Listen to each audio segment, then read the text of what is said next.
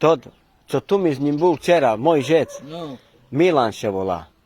On kazał, że się mu bacisz.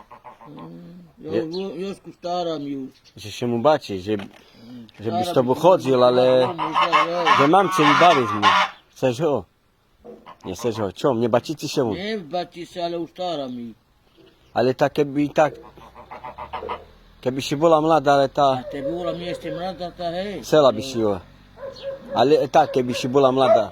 Ja si Ale- na slaptruhu. Nie bacicie się mu. Nie baci się, ale... Co, brytki je? Nie, ale... Tak co tedy? Taki nie się co się napisu. Nie, ale keby tak, żeby się była mlada. Tak. Hej?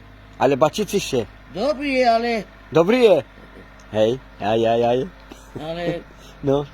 Jak ma żenu tu, to znasz... Keby nie mal żenu, Tak, znasz. hej? A ty nie ma żenu, to znasz.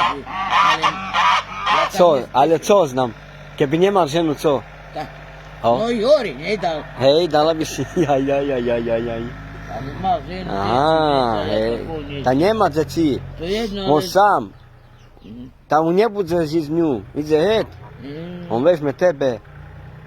A nie są A on kazał, że się mu bacisz. Nie wiesz, nie są taka giela. Jaj. A sama robiła cholerę. No ale czekaj. Keby sam był. Sam był, Ale- tak nas. Hej, a bacicie się on. Tak dobry, Hej. ale... Dobry je. Mm. Aha. Nie może ku tebe tam iść, bo nie ma pieniędzy jak tam iść. Za nią. Nie, tak, ku na nastywa nas. Jaj, hej. Dobrze. Nie może tam iść. Ale daj mi lanek pusu.